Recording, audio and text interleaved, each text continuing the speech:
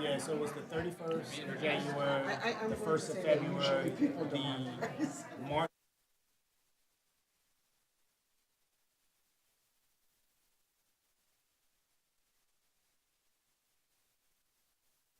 Okay, we're going to call this meeting to order. It is 4 p.m. So welcome to January 11th, 2024. Happy New Year to everyone. We are going to start this meeting with a Pledge of Allegiance. And if we could have Trustee Reyes lead us in that Pledge of Allegiance, thank you so much.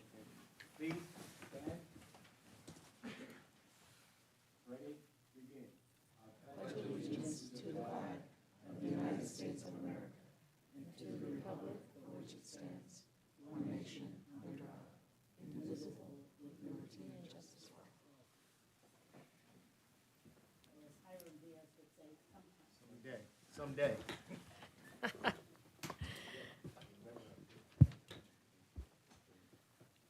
All right, let's see. We're going to note that Trustee Longville and Trustee Vericel are absent at this moment in time. And with that, we're going to go to our Chancellor to introduce our presentations for tonight. Thank you, Madam Chair. I will introduce both of the presentations right now. First, we have the 2024 Legislative Advocacy Priorities, and Associate Vice Chancellor Rodriguez will lead us through that presentation and conversation. Summary on the bond sales that we recently went through, and that will be a presentation led by Executive Vice Chancellor Torres. So, Mr. Rodriguez.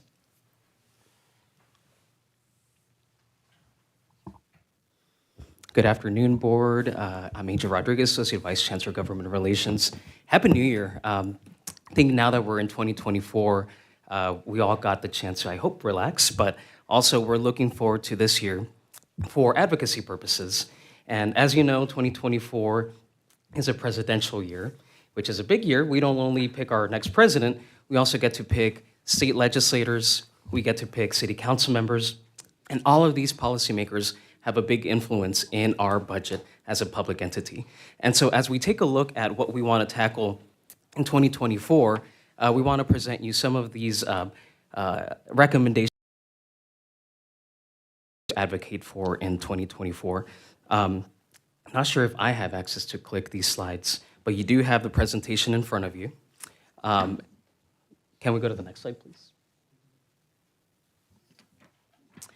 I will say that, that what you have in front of you, this legislative packet, has a common thread of advocating for college affordability, career education, for streamlining the processes that we have here at the local level. Sometimes a lot of what we do is regulated by the federal. Take a look. Thank you so much. We want to tackle those policies that are making it a little bit hard. That's why we want to eliminate barriers to student success. So what you see here, these are the legislative principles that, as a board in the past, you've all adopted as basically these being our the lens through which we see every policy that comes across through the legislature. We analyze them and we take a look at whether they eliminate barriers to student success. Do they increase investment in our community college students? Does it maintain your local decision-making control as a community college district? Does it strengthen our state and local and state and federal partnerships? And also, does it promote civic engagement? So those are the legislative principles that you as a board have said that these are important to you, and they're also important to us as staff throughout the year. As you know, we have a board legislative committee that throughout the year we take a look at legislation that impacts the mission of our colleges, and this is and so you have it in front of you. I won't spend time because what I really want to spend time on is talking about the advocacy priorities that are based on the 4 goals that you as a board and as a district, we have all said that they're important to us. Goal number 1 being that we want to eliminate barriers to student success and access. Goal number 2 being that we want to be a more diverse, equitable, and anti-racist institution. Goal number 3 being an active leader in the region, addressing regional issues, and then goal number 4, which is ensuring fiscal accountability. So based on those 4 goals, we were taking a look at what policies can we advocate for this year that will move the needle on that. But before I get into that, I also want to give you some context that yesterday the governor announced the budget proposal for the state. And before we went on break, we were looking at the Legislative Analyst Office, and they told us that the state was going to be in about a deficit of about $68 billion. We come back to about $38 billion, which is still very concerning, not as bad, but still very concerning for us.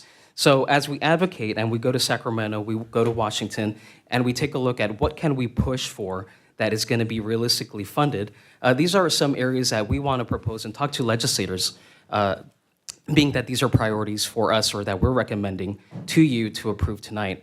So to continue goal number 4, we are taking a look at 16 different policy priorities that we want to advocate for. And I will be very brief in each of these since both committees today reviewed these at length, both at the Board Legislative Committee and also the Board Finance Committee. But just to walk everyone through it, we want to emphasize that we're looking at local funding, new local funding to ensure the success of our students here. Because we know that at least this year we can't depend solely on the state allocations that we get as a district. So we want to take a look at exploring new opportunities for funding at the local level. For is Cal Grant reform. But for those of you just tuning into what Cal Grant reform is, the way that I like to talk about is that we want to expand and simplify the state's financial aid system. Regionally, this has been an issue that the board has already said that it's important to you, that we want to expand the financial aid system for students that are well beyond the typical college age. So for us, that means older adults who probably graduated high school maybe 5 years ago, 3 years ago, students who maybe did not have a 2.0 or higher, maybe students who may be more than older than 25. So when we take a look at those students and who gets left behind by the state's financial aid system, we see that a lot of those students are our community college students. So what we're saying is, let's simplify that process so that we don't lock anyone out of that financial aid system, and let's just base it on their income. If you are low income, then you could be eligible for a Cal Grant in California. That's what we want to see this year, funded by the state. This has been approved by the state legislature in concept, but the funding has not been attached to it. And I would be remiss if I didn't mention our former state senator, Connie Leyva, who's in the room, who championed this bill when she was in the legislature. So thank you for that service and your advocacy. And we continue to push that. Thank you. Yes, exactly. The next item that we would like to continue advocating needs. So we're talking about CalFresh. CalFresh, as you know, is the the state's version of SNAP, a federal program that gives assistance to low-income families. We want to make sure that when we're talking about food insecurity among our students, that we're also helping them apply to this benefit that they could be eligible for. So what this means to us is that we want to create a partnership with the state, with the county, and share their FAFSA information where we know that they might be eligible for CalFresh, give it to the county. The county would then tell us that certain students are eligible for CalFresh. That would streamline that process, making it easier for our students to receive this benefit. There's more to that. This is something that we are already on track to have that partnership with the county. But we need to take it a step further because, again, this is a federally funded program. We want to make sure that at some point, the FAFSA has a question that says, would you like us to share your information with other state or county entities so that you're eligible for not just CalFresh, but maybe a medical program, maybe it's another service, another benefit. So we want to make sure that the FAFSA has that opt-in question. And that's something that the federal government controls, so we want to make sure that we advocate for that. The next item that you see here is supporting the FAFSA simplification and the expansion of Cal Grants. It's no surprise to our community colleges and higher ed world that the federal government released over the break the new FAFSA, and that is I think we all have filled out, or at least try to fill out, with 140 questions, very cumbersome. We have Cash for College workshops that we organize every year because, again, so many families have trouble filling this out. And so the federal government took it upon themselves to simplify the FAFSA, make it a little bit more condensed. But we're seeing that a lot of our families are having issues with that.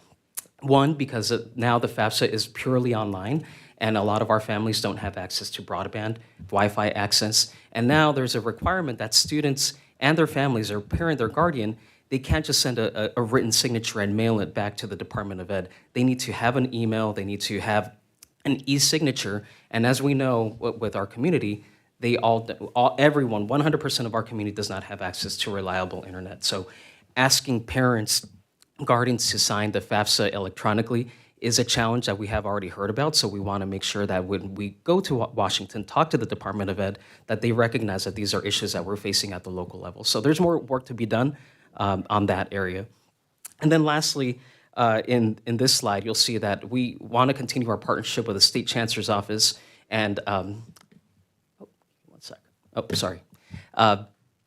we want to continue our partnership with the State Chancellor's Office in advocating for continuous funding for the system. We are asking for about $700 million in new one-time or ongoing funding for the entire system, which would then trickle back down to us. And so we want to partner and continue that relationship with them. And finally, I will mention a bullet point here around dual enrollment.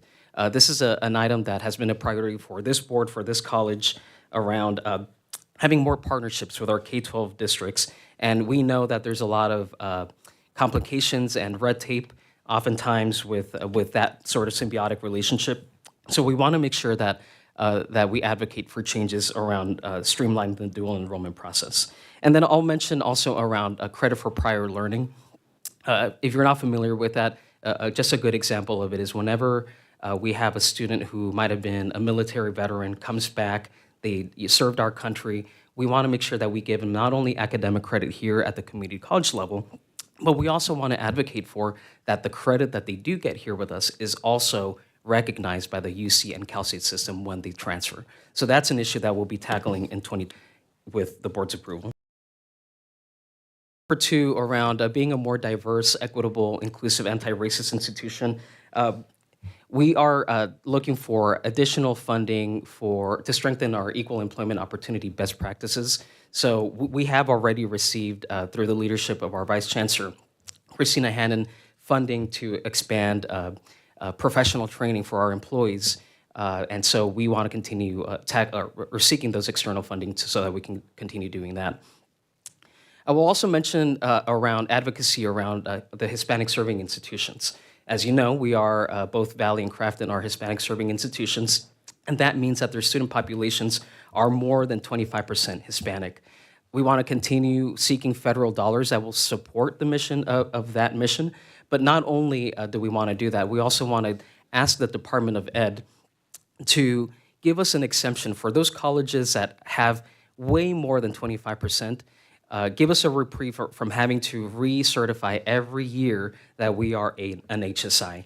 That creates an administrative burden unnecessarily because there's not a big demographic change from year to year. So could we take the lead in asking the federal government to maybe just give us depending, if there's drastic changes, then at that point we recertify. So there's more conversations to be had on that, but we wanted to flag that for the DOE, Department of Ed, so that, again, it streamlines for us, reduces the administrative burden, and that way we can keep doing what we do best, which is teaching the students and not having to do this kind of paperwork.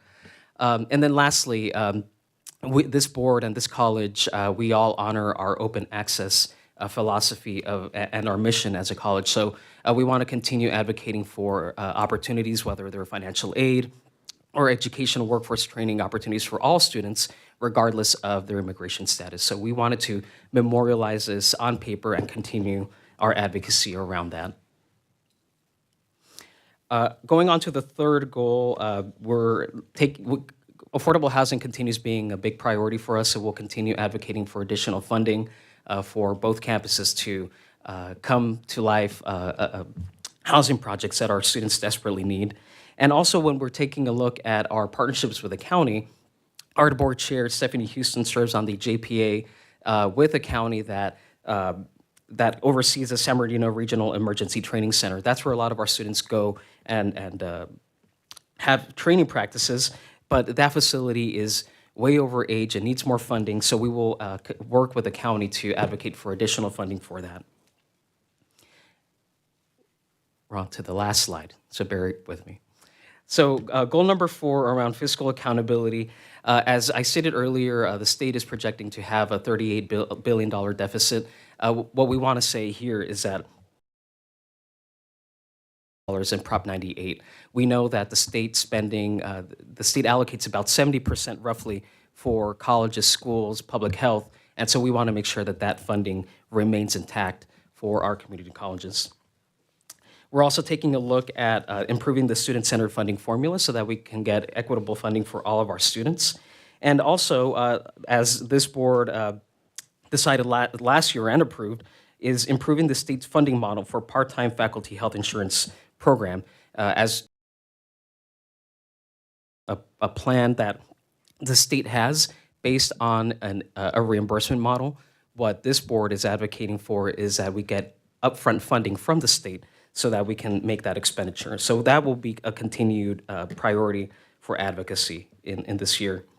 And then the last 2 items, one of them is around pension relief, buying down the cost that our employer, us as an employer, give to this. So we want to make sure that we get additional funding from the state to help us with that cost. And lastly, but definitely not least, is ongoing funding for KVCR.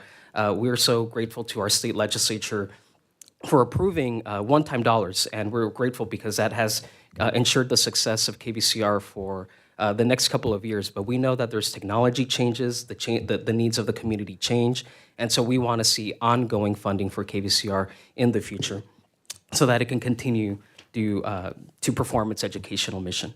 So with that, that concludes this report. I know prior in our committees today, but I'll open it up here for additional comments. Do we have some questions? Trustee Williams? First, I want to just commend the chair and the committee for the work that you all are doing. It's really a robust agenda. I think you really should consider taking it on the road show, ACCT, CCLC, and really some workshops around how you've crafted the policy agenda. And then that also gets the other districts to kind of think about supporting the priorities. One thing that I would like you all to consider as a part of the priorities, the constituents that I represent in Rialto and in Muscoy have middle income folks.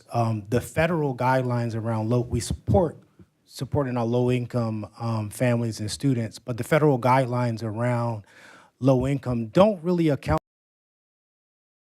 on you. And so a lot of people get left out when you just say low income, because while we might have people who have decent incomes on paper, their salaries don't necessarily keep up with the cost of living here. And so if there's ways to creatively think about how we can get more folks into that advocacy, would be really appreciated. And then the last thing is textbooks and instructional materials. I really need our district to be having that as a legislative priority. I'm asking you all to just think about how you can be advocating alongside of me for those kind of things in whatever way you see as appropriate. And so I just wanted to add that, but thank you for the work that you all are doing. If I can address, and thank you, Trustee Williams, for your advocacy around textbooks and affordability. That continues to be a priority for this, the staff, and I know for the board as well. I will say that you'd be happy to know grant equity framework that this board has endorsed before. The framework says that let's not only expand the financial aid net to ensure that more students of low incomes qualify for financial aid. It also ties that award to the rising of inflation, meaning that if inflation goes up, their financial aid award will go up to make sure that that dollar, they can spend it in our colleges and their education. I will want to emphasize that in our first goal, I'll go back to slide number 1, is around exploring new local funding to ensure student success. In your materials, you will see a little bit more explanation, and the public has access to what I'm holding up right now, is that we do want to explore local funding to support things like Books Plus, things like textbook affordability, and other support services that our students need. So it's embedded within the fabric of this, but we just want to highlight that for you. Trustee Reyes? Yes. Thank you so much, Angel. You've done a tremendous job. Thank you, Trustee Williams. I think you hit some high points there. As the chair of this committee, I'm very proud to say that we have some good people that are working very, very hard in trying to bring in opportunities for this district. I'll give you an example, and I can take a lot of time, but I'm not going to, but I'm going to hit some highlights. When it comes to expanding on your first goal, eliminate barriers to students, just mentioned the expand access to CalFresh food assistance. Angel, you've taken the lead on that, and it's so, so important.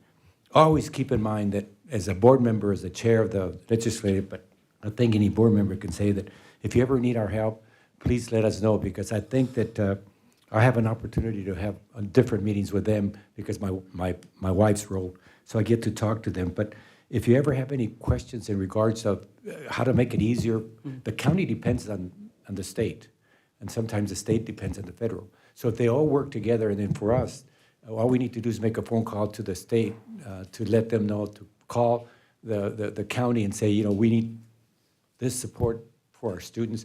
I think that they're willing and able to do that in a very effective way, because we all want to do the same thing. We want to have success for our counties and for our districts. So I want to just, again, emphasize, if you ever need, if for us to go, I'm willing to go and meet with the Board of Supervisors in a meaningful meeting, not just at a function. How are you? You're doing well. No, I want them to be a little bit more held accountable. We will take you up on that, Trustee Reyes, so thank you for offering. And I sincerely mean that, because we can make a difference. The other one is that I don't want to bypass, because see, a lot of times you do something and we don't give you enough time. But in terms of support equitable funding for Hispanic serving institutions, I bet you if I was to ask anybody here, aside from, what does that really mean? Does that mean that, I'll tell you what that means. Over the last 15 years, this college has been categorized and labeled Hispanic serving institution. What does that really mean? That means that we're able to get federal funds. What does that mean? That means that we've gotten over $200 million for this college to support the students or programs. So when we talk about partnership, when we talk about relationships, whether it be in this case, it's in Washington, D.C., it's really important. Because see, some of us may not know. I wouldn't know certain things about the Finance Committee, so I depend on them to tell me. But I don't want to bypass this. This is, what does it really mean being a Hispanic serving institution? Does that mean that certain groups of people get monies and others don't? Not really. What that means is that that institution, of all the students that are going there, are eligible to get some good opportunities, whether it be paid internships, whether it be whatever it is. So we really need to emphasize how important this is for that. So, and I know you've taken the lead. I know that in Washington, D.C., if we need something, I can call someone to call you to see what we need to do to organize it. And it goes back to what Trustee Williams says. We need to really make sure that all of us are working together. And so that's an important one. And let me see if I have another one, because I can talk quite a bit about that. But overall, it's excellent. I'm very proud to be the chair of that committee, and we are continuing to pursue, for me, federal funds and state funds. We cannot do anything if we don't have the resources. And then let the other committees deal with whatever needs to be done in terms of policy and so forth. But without the funding, we can't do anything. So I want to thank you, because I take the lead. As the chair of that committee, I take the lead from our chancellor, our vice chancellors, and you. Because I can have my own priorities, but they may not be the best in terms of understanding all the details that are involved with purchasing books, Mr. Williams, in regards to that. And you're in a very good position also because you can advocate it at the state level. Then you can also talk to the elected officials to help you. We're in a very good position to continue to be very successful, and we will continue to be successful. This college district is in a very good position, not only in the financial situation, even though I read what the governor said, 68, I couldn't sleep, $68 billion, oh my God. Then it came down to what, 37? Well, we hope that it goes even lower than that, because that means that we paid a little bit more property taxes, so it goes down a little bit more. So that means more monies for us in our program. So again, I'm very proud to be the chair of this committee, but I'm even more proud to have the support of Diana and all her team and you, because you are my right-hand person when it comes to Washington and Sacramento. So I applaud what we're doing.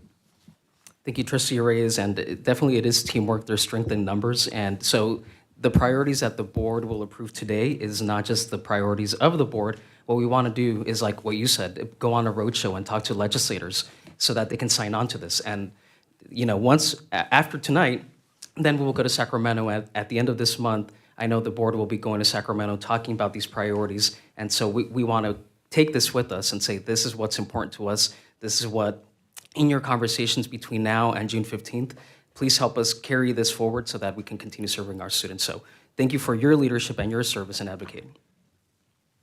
Thank you. Thank you for the presentation. And as was alluded to, we will have an action item later on that we will be having some discussion on as well related to this. So, yes, sir. Madam Chair, I just wanted to thank Angel for the presentation, and I share the pride with the rest of the board in what an outstanding and aggressive agenda this is. It is some might say overly aggressive, and that we are trying to do too much at once, and I would understand such concerns, because we really are going after an awful lot of things here simultaneously. Remind anyone who's concerned about that we are in an extremely unusual position to be able to be aggressive right now. And we won't be, as I remind us frequently, we won't be forever in this situation where we have members of this board and of our management team who are so incredibly both federal and state leaders in numbers that I truly doubt that any other board, maybe LA, simply because of the number of legislators that are within their district. But boy, it would be tough for another district to match what we have. So that is by way reinforcing Trustee Reyes's indication that we really all want to make ourselves available. This is a time to do whatever we can. The plans we have at the end of this month, boy, it couldn't come at a better time. And I'm really looking forward to what we can do. And folks, you should be expecting us to deliver more than most boards would. And I encourage us to also follow up on the suggestions which both Trustee Williams and Trustee Reyes made to work together with other districts. Because of our own strength, we should be able to get other districts to recognize what value it is to join in with us in consolidated efforts. So this is just a stage, a real high point of this board's phenomenal work in the legislative arena. And thank you, all the staff, for everything that you've been doing on this. Did you have a comment? No? Okay. All right. Well, thank you. Thank you for that, and thank you for the presentation. We're going to move on to our next presentation. So we'll bring up Executive Vice Chancellor Torres to talk to us about bond sales.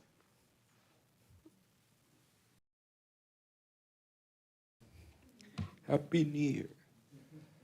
So just to give you a little bit of context, and then I'll pass it on to the team, what we're talking about today.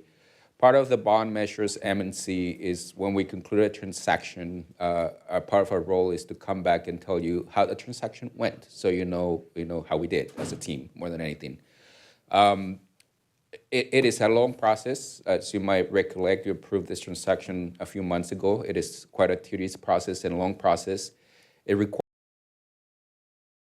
people, and you see it there on the screen, everyone that participated.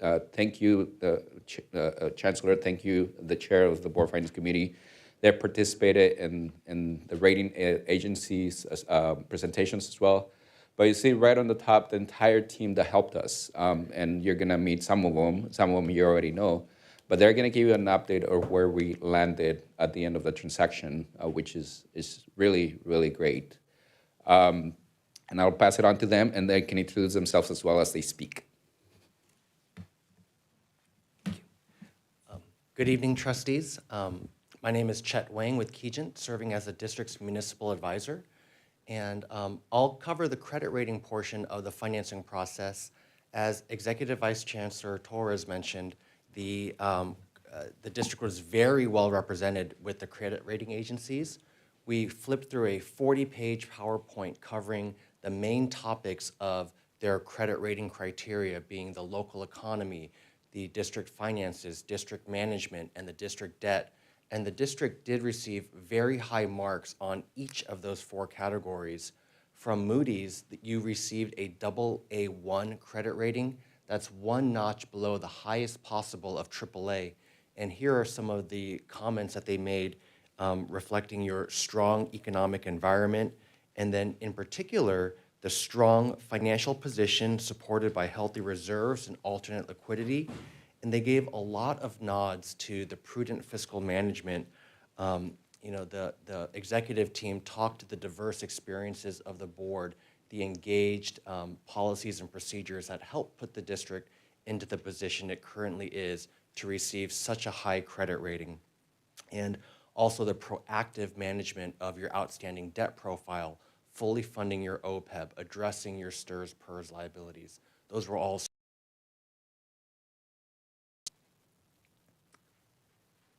Standard & Poor's also commended the district in affirming its AA credit rating, also a very prime credit rating.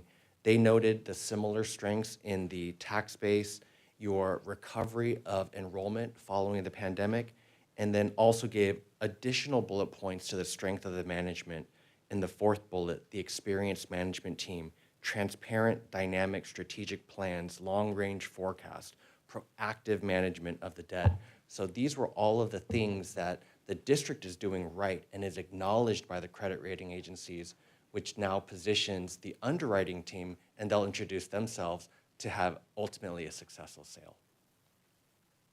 Good afternoon. I'm really from Piper Sandler. Great to be back. Good to see everyone. Happy New Year. So because of your excellent credit ratings, the bond sale, which happened in December, went very, very well. I think the timing of the bond sale was terrific. We had the November to remember because interest rate actually experienced very sharp declines by 1% or 100 basis points. So your timing was impeccable.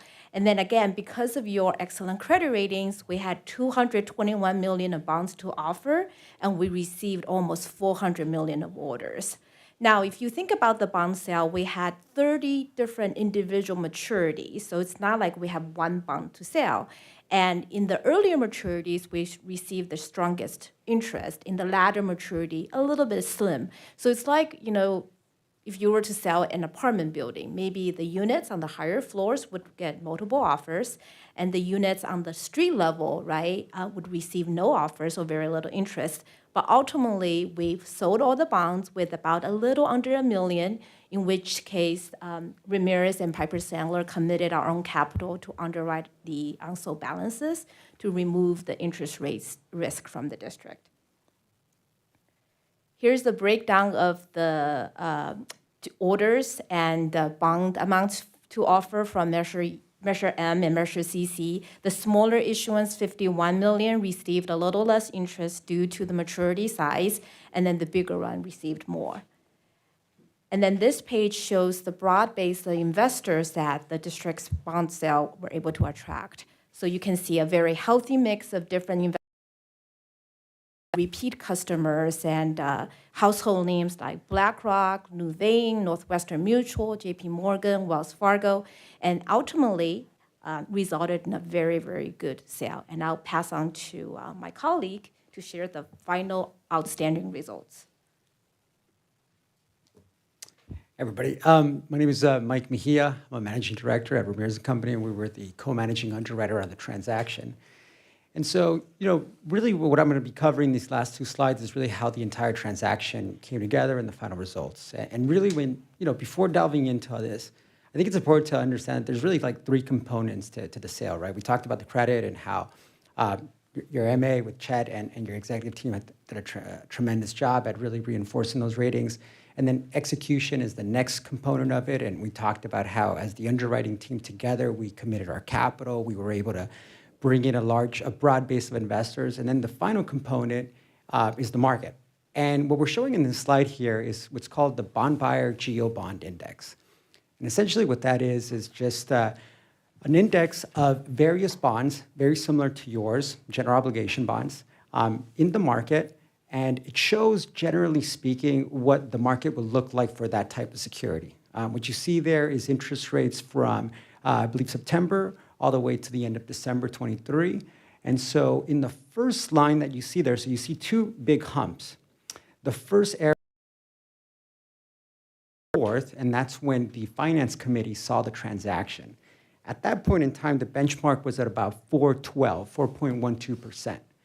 Then you see a slight dip and then an increase there, and that represents, October 19th, when the transaction was then approved by this body, we see that increase to about a 4.19%.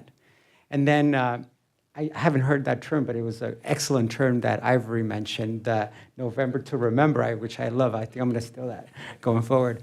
You see that significant decrease. And so that last arrow shows when we actually did the pricing, and that was in December 14th.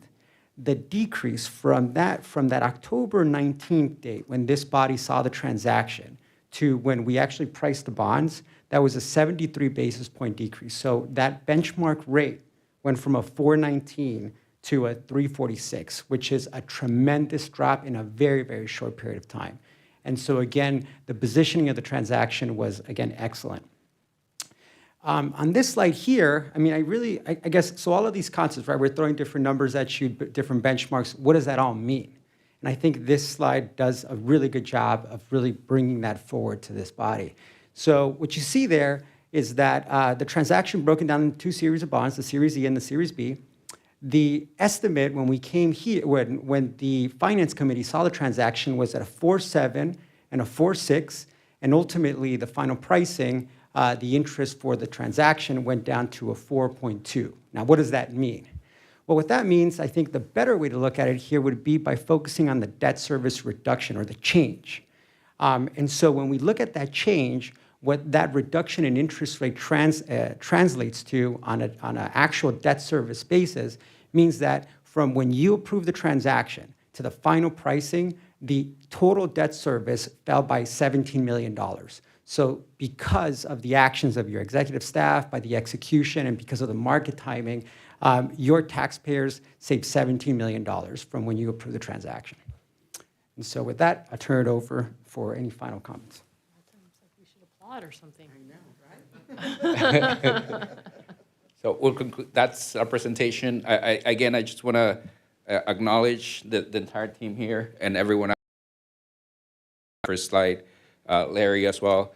It is a tremendous effort that this type of transaction take place, and you see it's all about asking the team, asking the experts, okay, when is the best time to sell? When can we do it? Where? And just being able to jump at the opportunity when they come. But right now, I'll open it for questions or comments from the board. There is an information item. You don't have to take any action on this. There is an information item to officialize this transaction in your packet, but it's just an information item. Any other question? Trustee Reyes? Well, Oh. finance, Oh. chair of the finance committee, I'll give him priority. Oh, I didn't see you. I'm sorry.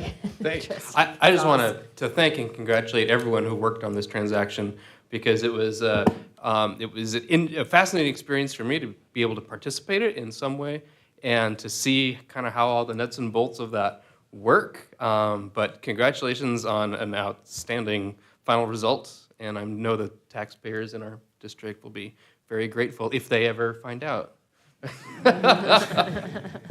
Thank you. Well, I keep, don't want to be redundant, but again, we say that our college district is in good hands, and we don't know that until these things happen. I've known that, I've been working with the Chancellor, Vice Chancellor Torres for years. My wife and I have a lot of investments in terms of real estate on our own, so we don't have to follow a lot of what the state does and other. But I appreciate that very much, because if you buy something at a 3.5% versus a 1%, that's a lot of money, the savings.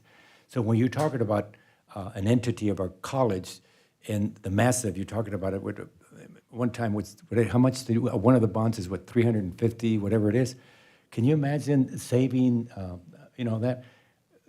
We should put a statute of saying, we've saved you. But it also reflects on the fact that you hired a good team, and that's what we really need. This is where I'm talking about. And you're right, the taxpayers may not never know that how much, but we get it from there, and they saved close to, you said, $17 million just on this one, right? How much did we save for the first one, Jose, was it $350 million bond in the first one, or? We have refinance transactions. If I remember, it has been a total of $30 million in the past, if I remember correctly. Yeah. So see, I think we need to, Angel, you're the public relation person. We need to somehow let people know seriously, because they don't realize that by hiring good people, good companies that give us good advice with a good reputation, eventually it deals with the students and it deals with the programs that we offered. If we didn't have so I'm really, really excited about that. Maybe I need to join them and be part of the committee to come and say, you've saved $200 million. So it's good. I'm very, very, very pleased. And thank you, Jose. Thank you, Diana, for having that vision. And thank you, Nathan, because you're going to be held responsible because you're the chair of the finance committee. So if we go down, you're going to be first. Hopefully you have a good house. But anyway, thank you so much, and I appreciate that very much. Okay, we have Trustee Williams and then Trustee Harrison. Yeah, so, echoing the praise, but just thinking about future bonds and how we communicate, because when we did the refinance of the last bond, we did communicate that to the public, how much they saved. And so, and even thinking about the complexity of your presentation, the average person is not going to really get it. And so we do need to communicate on behalf of the trustees, not the district, I'm asking, because y'all promote the district a lot. And so sometimes the trustees got to be able to say, hey, this is what we did on behalf of our constituents. So I would like to see a marketing piece. How much did my household save? 17 million sounds cool and all of that, but what am I saving? So if that's a worthy number, I think, I'd at least like to know. But we did that when we did the refinance, and we let people know how much money they were saving. And so every time we communicate, what we're doing with the bonds is helpful for us when we got to go out and campaign for new bonds. So I think we should do that timely and make sure that our constituents do know what we have been able to accomplish. Trustee Harrison? I just want to remind everybody that when we first started this two standing committees, finance and legislative, that we have progressed a great deal since those early days.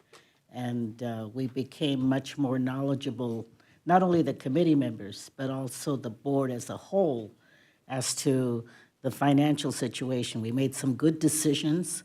We put some priorities in place, and we have kept them. And I think there's some of those restatement of our direction and our priorities is good. We need to look at it historically, how far we have come, and then as we review them, we have not changed them, and some of them that are in we have made some wise decisions.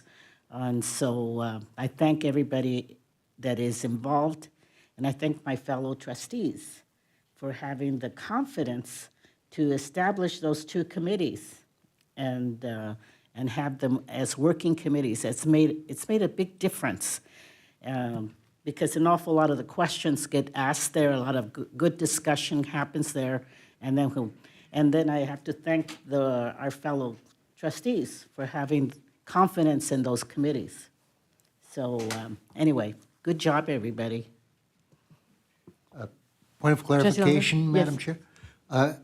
If I might just double check that I understood this correctly. The $30 million figure, Jose, that you cited from the prior bond measures, that's 30 million prior to and not including this 17 million that we're talking about tonight. So we're saying that in recent bond measure history, just the last few years we've been doing this stuff, we have managed to save the taxpayers of our district $47 million. That's not a misunderstanding on my part, that's accurate. That we say it was in a couple multiple transactions that we did 3 years ago, maybe, Ivory, 4 years ago? 21. Ivory has the memory, like, it's really good memory. 21, and we did do a press release, if I remember correctly. We did a press release of the $30 million that we saved, and this is in addition to that $30 million. That is correct. My gosh, just thank you, everyone. It's what a privilege it is to be amongst the extraordinarily dedicated and hardworking board members that represent this district, and with the phenomenal staff that we have serving our residents who are getting, you know, when you look at this, it's where recently had been, I don't know how these standings change over the last few years, but within the last few years, we've been 2 of the top 4 community colleges ranked by accreditation within the entire state of California. It's, you know, people find that surprising. That's what happens. Thank you again. Thank you. Thank you. And thank you. I want to also just echo everything that everyone has already said. And thank you. And I just want to double down on confidence. The root of confidence comes in trust. If you actually look at the word and the meaning in the Latin root, it's trust. And the fact that we have the confidence and the trust, not only in each other as a team, but in our executive team as well. I think just really appreciate that. Thank you.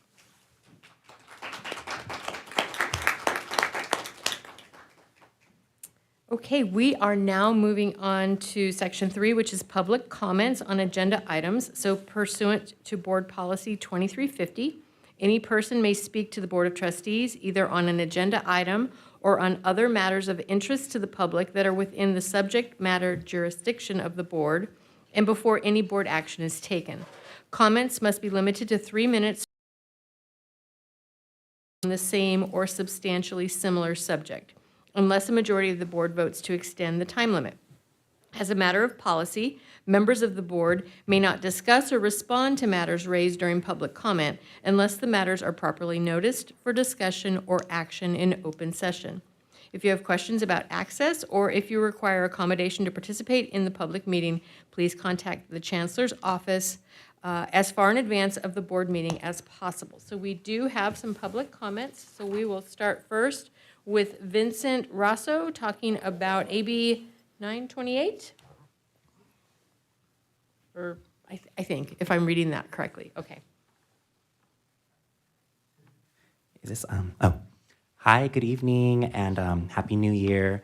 Good evening, Chancellor Rodriguez, members of the board, and to Chair Houston. I just want to congratulate you on your selection to serve as board chair. I'm really excited for your continued phenomenal leadership. My name is Vincent Ross. Opportunity, and as we enter 2024, we really just want to applaud you all on an extremely impressive year of checking off key benchmarks in the district's 2023-24 strategic plan. We're proud to call you all allies in the work of engaging and uplifting the greater Inland Empire community and congratulate you all on the strides being made across 4 district goals in furtherance of student success. Last month, the system-wide Chancellor's Office released a memo announcing the disbursement of $65 million to support the implementation of the Student Transfer Achievement Reform Act of 2021, or Assembly Bill 928. Through this funding, each college will receive over $500,000 explicitly to support campus communities in implementing 2 key pieces of AB 928's requirements. The first, placing students on an associate degree for transfer pathway where one exists in their major program by August 1st of this year. And the second, to implement the new streamlined singular education pathway, or the CalGETSI, which will streamline UC and CSU admissions requirements and increase access to public 4-year institutions across California. Combined, these 2 changes will be key in closing racial equity gaps in student access and to transfer pathways and a 4-year college education. Leaders from across the system have worked tirelessly to lay the groundwork for this important student-centered policy, and we thank the many of you here in this room who, for your diligence, your patience, and your hard work for engaging in that process.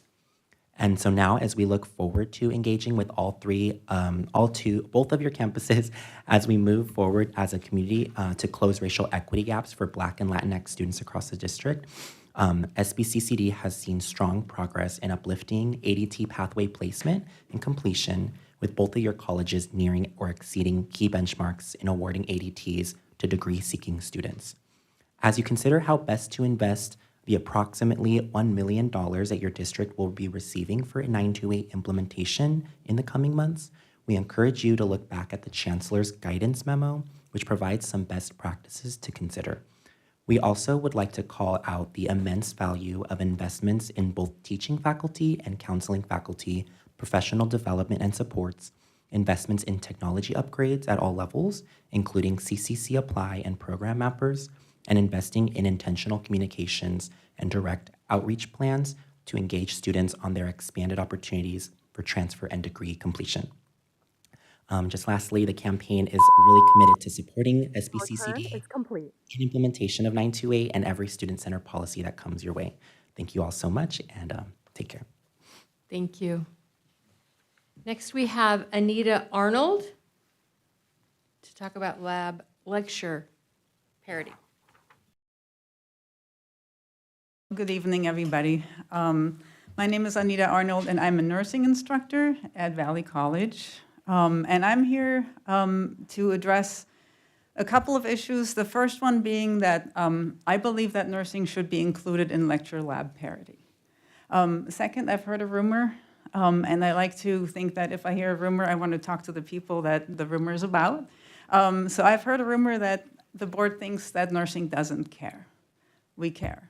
And I'm here to assure you that not only do we care, but it is really important that we include nursing in lecture lab parity. The reason we may not, and I really don't know what the reasons are, is maybe the board doesn't really know what we do in the nursing lab. So I'm here to quickly let you know what it is we do and why it is so important that we include nursing in the lecture lab parity. So our labs are skills labs and clinical. Clinical is a 12-hour day at the hospital with our students. The students are working with actual patients. They're giving them actual medications. We have to prepare not only the paperwork, and we prepare all the paperwork for the students, so all the materials that they use are prepared by the instructors. We have extensive care plans that we have to grade afterwards and prepare before. We follow up with students. We have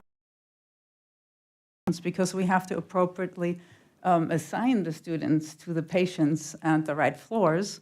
The lab itself during clinical is extremely high stakes. It is real people that the students are treating, and I have a whole list of examples of how things went badly. Thankfully, never at Valley, because we're good. But it is really important that we are the other lab,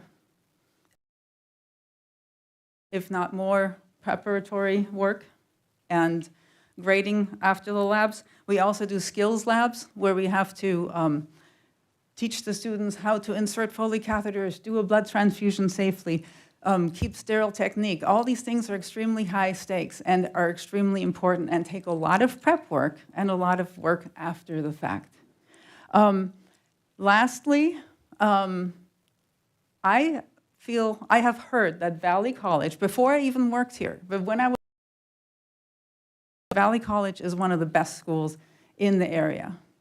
And the reason I'm here is because I found that to be true in the students I had. I had excellent students from Valley every single time. So here I am. I want to support our future nurses because we have a lot of nurses that are brand new out there. Your turn is complete. To support the students, we have to support the instructors. Please consider us. Thank you. Thank you. Next up, we have Jesse Lemieux. Lab Lecture Parity / Books Plus. Thank you. I'm Jesse Lemieux. I'm the Department Chair of Chemistry at San Bernardino Valley College. You've seen me a few times. First of all, I do want to thank Christina Hannon and also the Chancellor for our progress in the negotiations on lab lecture parity. I do think they need to conclude in a situation where labs and lectures in science are provided the same load. There are many reasons for this. One of these is that the materials that we produce for the labs, the lab manuals, the textbooks, these are produced generally by faculty across the science division. I remember being a 19-year-old kid at UCR, I needed to get an organic chemistry lab manual by Pavia, the standard, still the standard. I remember the price still, $253, right?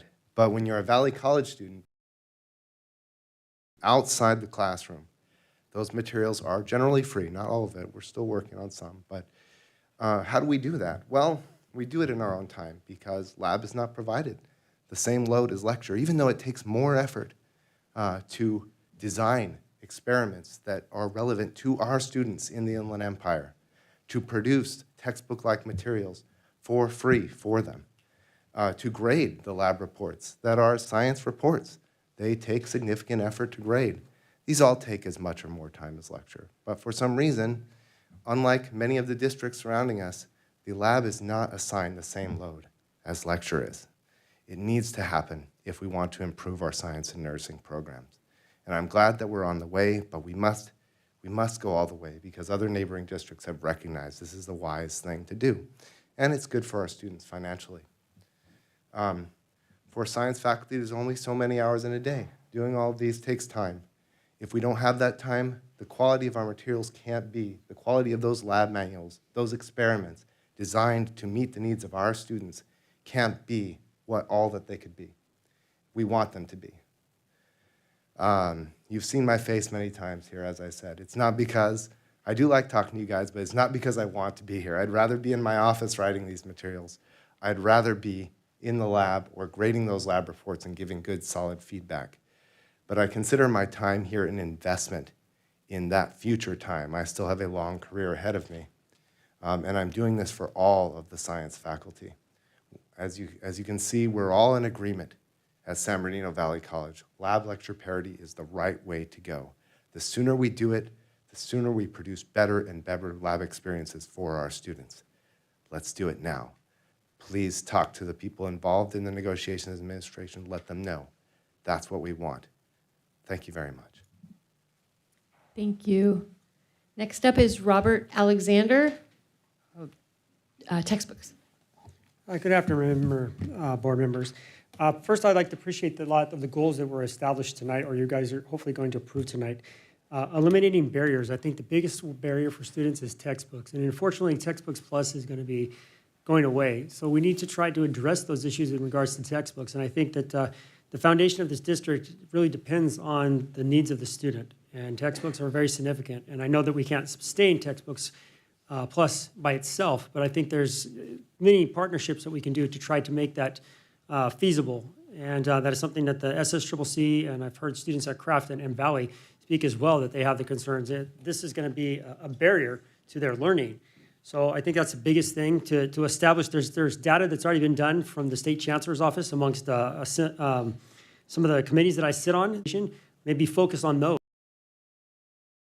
That I won't intensify the budget as much. Advocacy at all different levels to make this happen, because I think textbooks need to be a priority amongst housing and food insecurities that I believe that this district is definitely addressing. And I think that you guys prioritize it tonight in the goals 1 and 3. And I hope that you guys take that into great consideration when you're moving forward with it as well. Thank you for your time. Thank you. We are moving to the agenda, which is when we would ask for any clarifications from our executive cabinet. None, Madam Chair. Thank Okay. you. With that, we'll move on to section 5, which is approval of the minutes from our December 8th meeting. So I'll entertain a motion. So move. Second. We have a motion and a second. Any discussion? Hearing none, we'll conduct a roll call vote, starting with our student trustee Lee. Aye. Student trustee Rees Martinez. Aye. Trustee Gonzalez. Aye. Trustee Harrison. Aye. Trustee Longville. Trustee Reyes. Aye. Trustee Williams. Aye. And chair votes aye. Okay, moving on now to section 6, which is our recognition and celebrations section. We'll start with our applause cards, so they'll be displayed and we can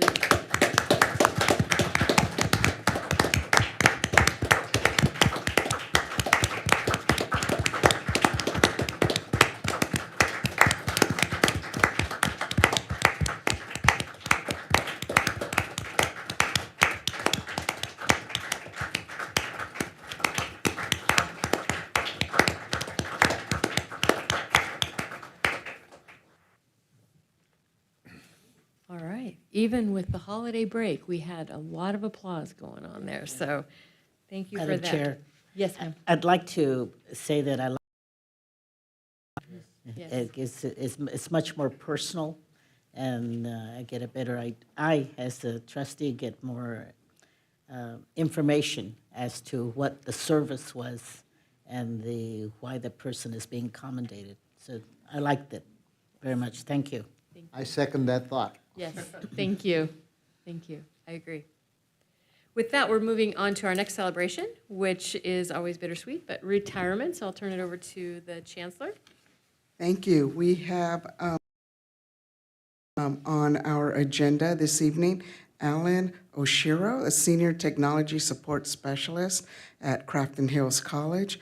Alan submitted a letter of intent to retire effective December 29th, so hopefully he's well into his retirement. After 5 years of service with the district, he started his career as a senior technology support specialist in 2018, and that is where he worked throughout his tenure at the college. Ms. Deanne Raban, coordinator counselor for the STAR program at Valley College. She submitted her intent to retire effective January 2nd, after 17 years of service for the district, 17 years. She started her career with the district as a coordinator counselor for the STAR program at Valley. In addition to being a coordinator counselor in 2016, she began her assignment as an adjunct faculty for student development and continued in both capacities through the remainder of her career. You know, the commitment and the dedication shown through these student success is truly unwavering.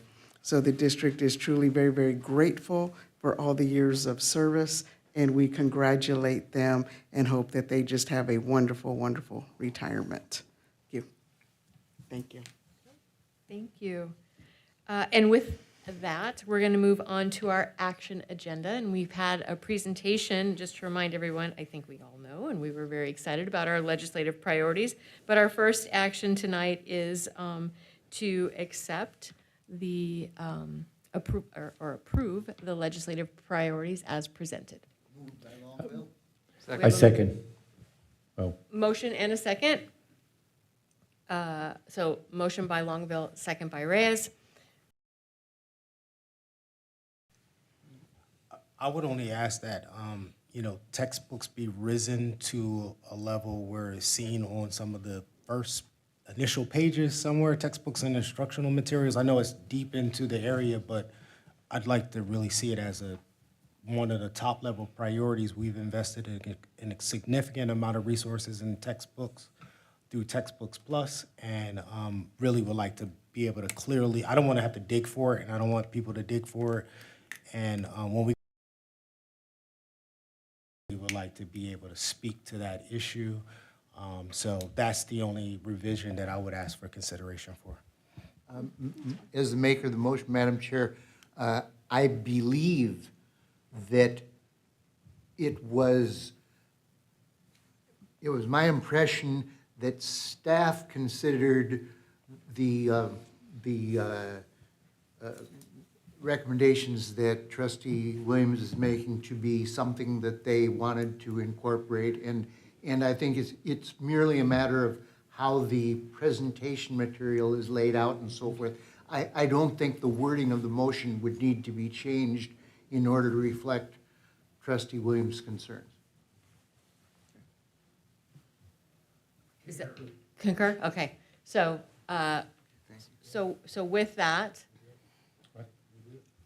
yeah, I mean, it's, right, so. I think that, well, because of the experience that Joseph has, but if he's good with that, I'm knowing that we're going to bring it up every time, including at our retreat in Sacramento. So we will be looking for it as we move forward. Our eyes are on it. Are you? Okay, okay. Any other discussion? Yes. Thank you, Chair. Just wanted to go ahead and say that, I'm really happy to see that Books Plus is a part of our legislative priorities here. It sends that message that, yes, we do have that commitment to the student body, and that is at our, at our priority. So really happy to see that. Thank you. And I would just like to chime in with that, and I second what Student Trustee Ruiz Martinez is saying. I'm really excited to see that the district is committed to advocating for this, for Books Plus, to represent the students and promote more equitable opportunities for all. And I would also like to be a part of that and, speaking with legislators and finding ways to support this Yes. and sustain this program. Thank you. Thank you. Thank you for that. Okay. Hearing no more discussion, we'll call for the roll call vote. So, Student Trustee Lee? Aye. Student Trustee Ruiz Martinez? Aye. Trustee Gonzalez? Aye. Trustee Harrison? Aye. Trustee Longville? Aye. Trustee Reyes? Aye. Trustee Williams? Aye. And chair votes aye. So we are now on to section 8, which is our consent agenda, which is expected to be routine and non-controversial, acted on the board at one time without any discussion. Anyone can request that an item be removed from this section for discussion purposes. So are there any items that are going to be recommended to pull from the consent agenda for further discussion? Hearing none, I will then look for a motion to approve. So moved. Second. We have a motion and a second for our consent agenda. Moving to the roll call vote. Student Trustee Lee? Aye. Student Trustee Ruiz Martinez? Aye. Trustee Gonzalez? Aye. Trustee Harrison? Aye. Trustee Longville? Aye. Trustee Reyes? Aye. Trustee Williams? Aye. And chair votes aye. This moves us on to section 9, which would be our reports. So we have our board and committee activity reports. And Trustee Gonzalez for our board finance committee. Thank you very much. We had a great meeting today. We looked through 3 different items that we are forwarding to the full board for consideration. The first is outlining directives for the 24-25 budget, which are aligned with the district's strategic plan. And we have recommended that it will be moved forward for the February 8th board agenda.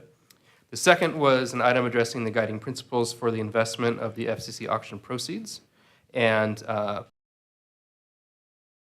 forwarded to the board for consideration on February 8th. The final is the discussion that about the guiding principles for the KVCR $15 million state grant, which is also invested in the same trust that the FCC proceeds are. And after some discussion, we decided that this item will move forward to the February 22nd strategy session, and that will focus on KVCR and provide more context. We also heard the legislative advocacy priorities presentation that you heard as a full board this evening, so thank you for that. And then, of course, the big thing in the room is the state budget. The update is that the governor's budget, which was released yesterday, has only a $38 billion deficit instead of 60 whatever it was, which is still, unfortunately, a very large deficit. And within that, though, provides a very modest COLA of 0.76%. So that's less than 1%. And just as a point of comparison, that is not enough money to cover standard step and column increases at this time. So just something to keep on the watch for. And of course, this is a budget that's based on a very different number from what the Legislative Analyst's Office provided earlier. So we'll want to keep an eye on that as well and proceed very cautiously as we start forming the upcoming budget year. Okay, thank you. Any questions? All right, we're moving on to Board Legislative Committee. We've had lots of discussion about our legislative priorities, and we just took action. But Trustee Reyes, anything to add? Well, let me just have a half an hour presentation, but the fact that the Angel did such a good job, I think it's just good to know that we're all working together. And as John said, and Joseph, that we need to, that's what I like about this board, even we may have a difference of opinion. We're professional enough, and we're viewed very proactive in Sacramento and Washington. They look to us in terms of how we feel about certain items. So I'm very grateful that we're part of that. So Diana's team and Jose and Dr. Ornelas and Angel, Christine, you guys are doing a great job. And it's so nice to know. It's nice to come to a meeting where we don't have a lot of signs that are saying blah, blah, blah. And they have a right to do that, but I think that we do the best we can to try to make sure that everybody works well, because we all want the best for the students. I mean, I got my check. I told Jose I got my check for my stipend this time, and it's $68. I figured, what am I going to do? You know, how can I invest this money? But anyway, we don't do it for the money. We do it because we care for our students. You know, and it's after Gloria leaves and retires, which I don't want her to go. You know, I'll be the second longest person here in longevity. Angie was the first one, and then Gloria, and then myself. So, you know, you begin to reflect on, God, what have we really done for this district? And I'm proud to say that whatever happens, we got a good team, and we got good students. So it's been said, so I don't want to add any more to it. Thank you. Thank you. Okay.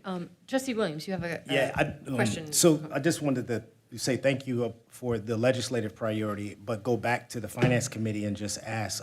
I will continue to advocate for funding for textbooks, and so just asking the Finance Committee to deeply look at ways to support textbooks as we go into the development of our budget in the coming years. The City of Ontario has the Ontario Promise, and they fund college. They fund students to go to Chaffey College. So there's all kind of innovative ways and things that we can think about to find support for textbooks. And so again, I just would like to just continue to ask the Finance Committee, as we go into the budget process, to look for ways to come up with a sustainable source to make textbooks accessible. Again, I'm not asking that textbooks be free. They should just be accessible to students, and we're specifically advocating for general education books to start. And, you know, again, like you all are meeting and help us figure out ways to get something for students or continue to provide what we provide for students. Thank you. Thank you. With that, we're going to move to Trustee Gonzalez. Any report from the board policy? No report. Okay. Moving on to regional and state reports. Trustee Williams, anything from Board of Governors? Joint Power Authority, no report. We'll be meeting next week. And so to our Chancellor for a Chancellor's report. Thank you. Well, good evening, everyone. Excited to welcome everyone back to the first board meeting of 2024. And again, I'm excited about the semester ahead of us. Hopefully, we all had some time to recharge over the holiday break. I know that I took at least a week out to recharge.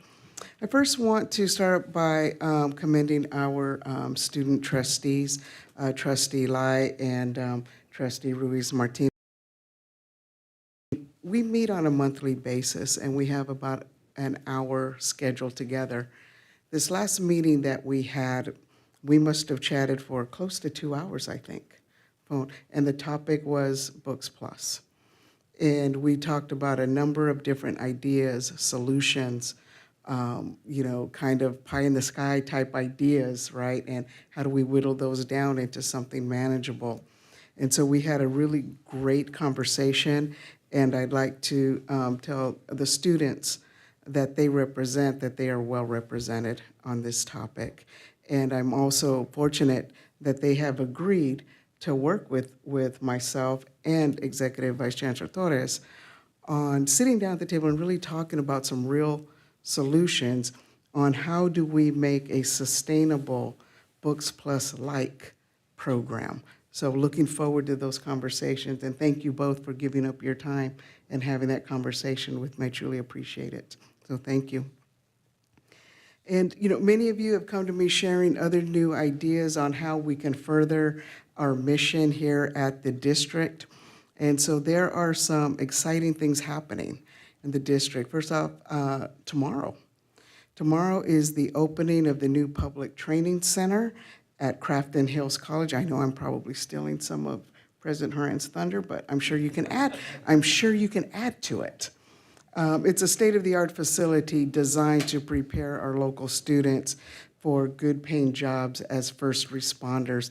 And this is incredibly special for me, coming from a family with many, many, many, many first responders, and knowing firsthand about the training that's needed, the quality training that's needed to keep them safe. So I'm excited about that. Also, which makes this extra special, it's the first project that we are opening since our community voted on Measure CC back in 2018. And to see it come to full fruition is exciting. The community told us what they wanted, right? They wanted training for great careers for our community. Ensuring public safety and tackling wildfires was essential to them, right? And we listened, Made this public safety training center possible, and it's a testament for us truly being the community's college. So please invite all of you to join us tomorrow. I don't know if there's enough refreshments, but I'm going to invite everybody to come join us tomorrow at 10:30 at Crafton Hills College. It's going to be fantastic, right? And then also really looking forward for tomorrow, the convocations at both campuses. Opening day is just, for me, it's really exciting to see all of the faculty and the classified professionals and the managers come together and really celebrate what they've done during the fall and what they're excited about to accomplish to close out the academic year. So also lastly, So I report that we have kicked off the national search for the new president at Valley College. Linda has expressed she doesn't want to be here 15 years. I don't know why. I don't know why. But we're dedicated to a comprehensive and an inclusive selection process. So I want to thank Vice Chancellor Hannon and her team for the work that they're doing to make sure that we have an incredible process and a positive selection at the end of that process. So, and as we approach the colleges and really the district's centennial year, 2026, this search will mark really a pivotal moment for both the institution and our local community. So with that, I just want to say Happy New Year and looking forward to all that 2024 is going to bring us. Thank you. Thank you for that. Yes. Madam Chair, I just wanted to note, when we're talking about things like this $47 million saved over the last several years, that's what makes it possible for us to say, and I'm just speaking for myself here, I can't make a commitment, but I can tell you, I think I have a pretty good reading of this. That's what enables us to be pretty confident, I think, that we're going to be able to continue providing books at a level that we have been doing the last several years. I have very great confidence in that, and it's because that $47 million is big deal. That's a real big deal. Thank you, everybody, again. But it can only be used for construction. I'm sorry, what did you? No, it's okay. It's the, yeah. Okay, we're gonna, yes, yes. But yes, so many great things. And as we launch a national search, being on the map for a variety of reasons will help with that recruitment. And so I appreciate all of the comments and all of the kudos and gratitude that we've expressed. With that, we're going to move to our groups. And we first have Crafton Hills College Academic Senate. In the house? Nope. All right, Happy New Year. Crafton Hills College Classified Senate. Happy New Year.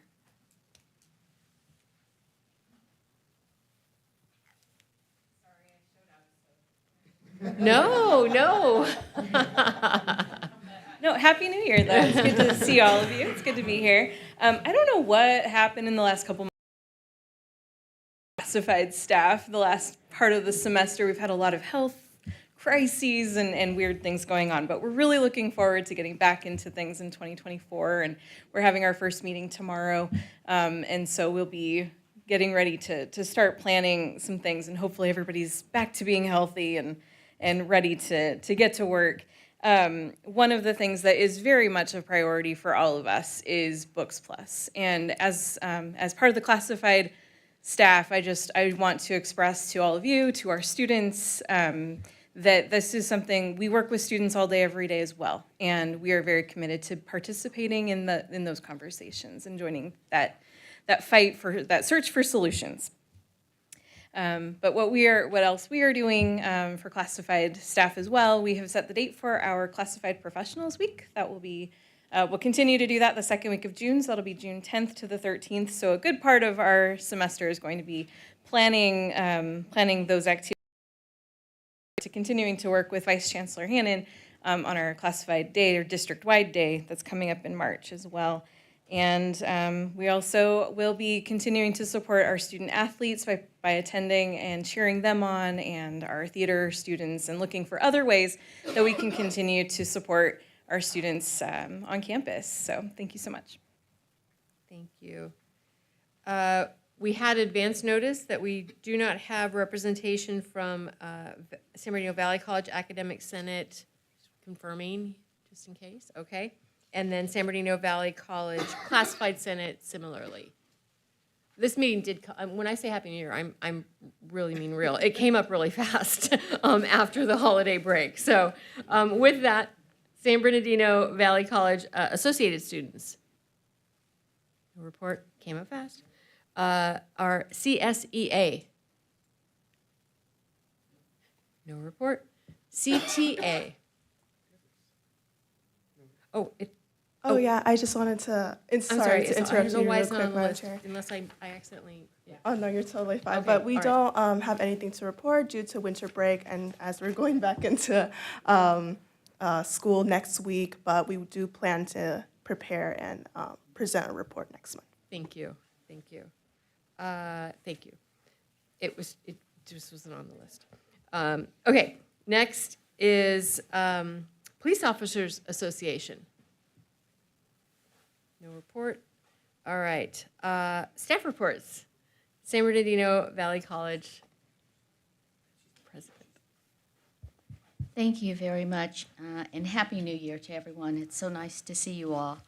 And thank you for approving my contract for another 6 months, and I will say it has been an absolute pleasure to be here, and I'm happy to stay another semester to serve you. And if I were 20 years younger, I might take you up on that opportunity to stay longer. Leaving 2023 was such a great year. I'd just like to take a minute to do a quick look back at some of the great things that happened in our divisions. I first want to start with the instructional division, and of course you heard from our wonderful faculty this evening from the nursing department, and always we have an opportunity to see Jesse. I'd like to highlight the work also of Assistant Professor Samuel Addington and the stellar work that he has been doing in his computer science program. This past year, he took some of his students to the National Cyber League in 2023 to some programming competitions, and one of his students ranked in the top 20 on a national level. So this was outstanding, and they have an opportunity to participate in another competition this semester, so we're excited to see what's going to happen there. And prior to my arrival, you gave us an opportunity to increase the staff in the Research Institutional Effectiveness Department and Grants Oversight. I remember that, Joanna. And our new researchers have been also doing some stellar work. And as Joanna had noted for me, they have been very busy exploring various student demographic populations, race, gender identity, age, and special populations using quantitative data such as application and enrollment rates, success rates, course retention rates, to develop a clearer picture of how our students are doing. That's something that we really need to understand.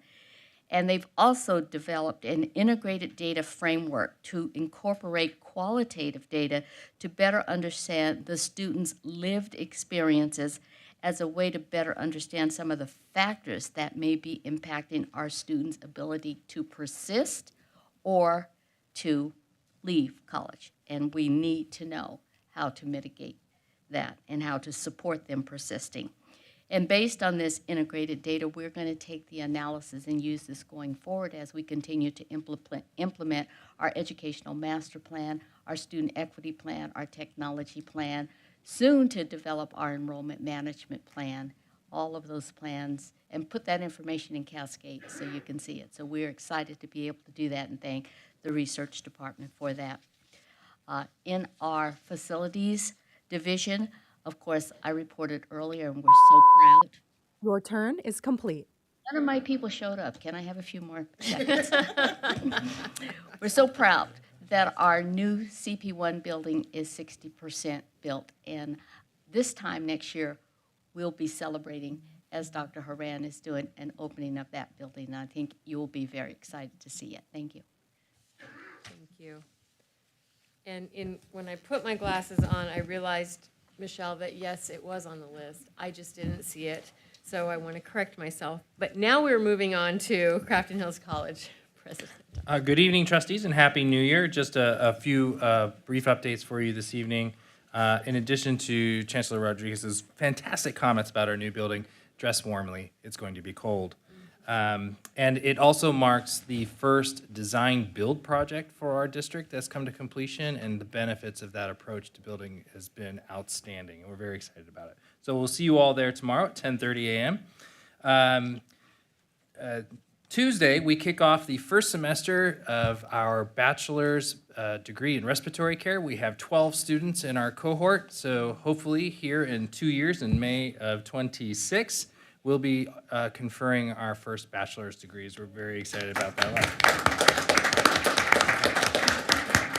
one. While the state budget does look bleak, I want to celebrate a success that's related to the state budget and its bleakness. Crafton Hills College submitted a student housing construction grant in a competitive process across the state. There were over 30 institutions that cycled into the grant, and we ranked 9th statewide in that grant. Be very excited about our placement in that list should the money come to fruition at some point in the future. And the last thing I want to say is, I know this gets confusing sometimes, but it's very exciting for us on the ground at the college. But if we look at enrollments compared to this day to spring last year, we are up 20% in our enrollment as we go into the first day of classes on Tuesday. So that's it. Congratulations.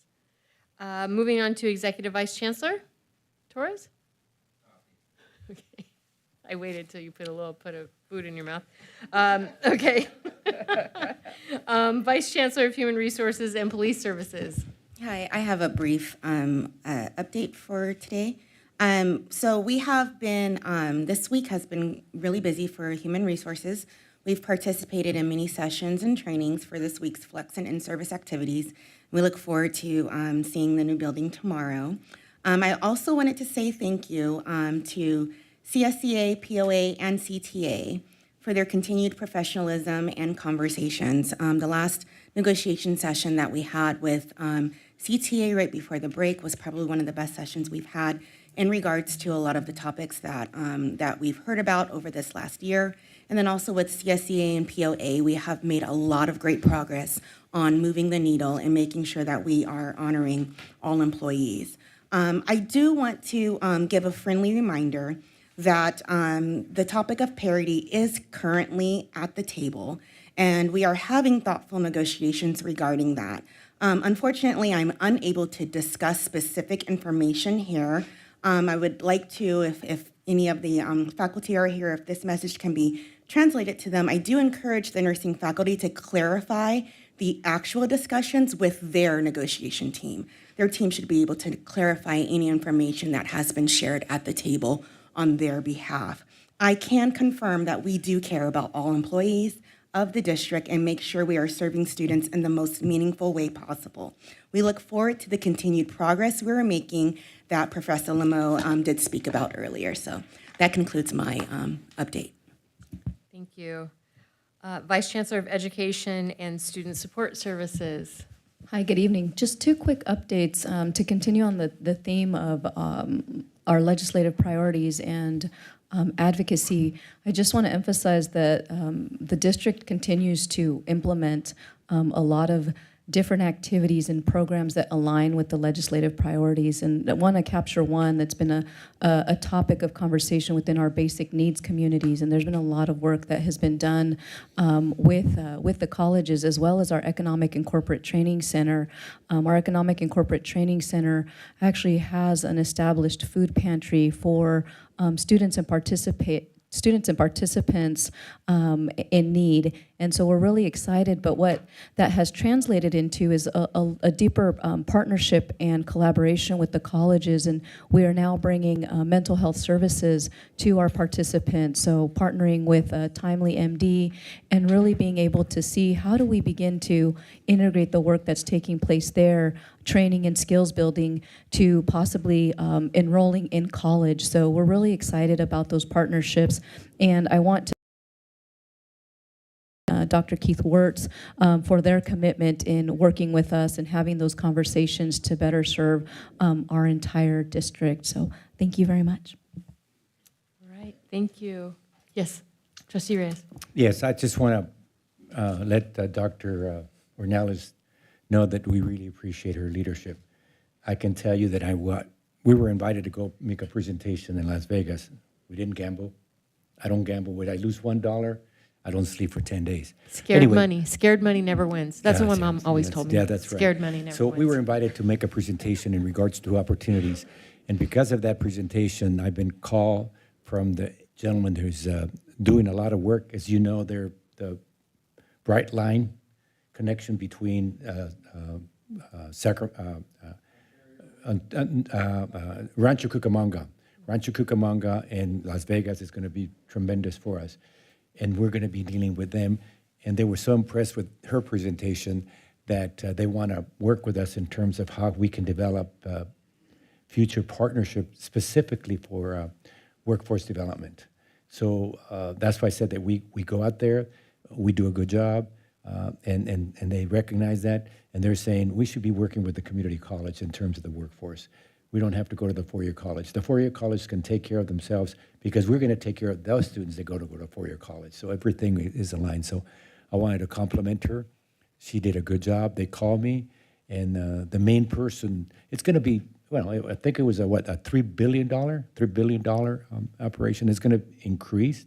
So we want to be there. We don't want to step on Chafee's community college, district, because that's their district, but we have a good working relationship with them, and I think we're all there to try to help whatever we do to prepare the next future workforce. So I'm very, very happy. Thank you, Dr. Ornelas, for doing a good job, and we've been invited to go and present something. And as Joseph said, let's take it on the road, and that's what we're doing, and Dr. Diana Rodriguez was also asked to speak at a function, and again, they're recognizing the leadership that we all have here. So I'm very proud. Thank you, Dr. Ornelas, for doing a good job. Okay, thank you. With that, we are on to our information items. So I'll ask the trustees, are there any questions or discussion on any of the information items that we have in the packet? I'd like to discuss XA, the Board Master Action Planning Calendar.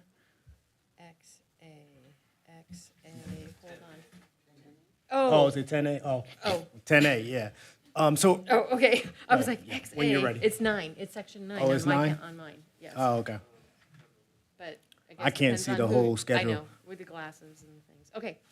Yes. So, I know we have 2 meetings planned at the colleges, and it was mentioned earlier, alluded to our knowledge about nursing. I really appreciated the opportunity that we had to visit the nursing programs and to visit the labs the last time we were on campus. So the board is versed in what our programs are doing, and so just want to make sure that we put thought into what we're going to tour this time around. I believe we're going to be on campus March and in April, and so to really think about what programs we'll have the opportunity to see. And then is it, when we do tour, do you want to bring some of the community partners or legislators along with us? I'm not saying that we need to, but just consider it, but really think about what will we see when we come on campus in March and in April. Okay, thank you. As we, are closing out the regular portion of this meeting and we reflect on the legislative priorities and the fact that we're all going to be up in Sacramento at the end of the month, really keeping that front and center, the opportunity for, I call them study tours of what we're doing, certainly is something that we would want to keep front and center as well. So lots of dots to connect there. Thank you for that. Any other discussion? Okay, so with that, we're going to get ready to go into our closed session. So we have several items on our closed session you see in front of you on the screens, but we have conference with real property negotiator, and then we have conference with labor negotiators, and public employee discipline, dismissal, release, non-reemployment, conference with legal counsel, anticipated litigation, and conference with, so we have several of those, existing litigation, and then public employee performance. Do we have any public comment for closed session? None? Okay, so then we will, what does the Google machine say? It is 5:39, and we will convene into closed session. We'll take, what do we need, a 5-minute break? So then we will convene into closed session at that time. So thank you very much.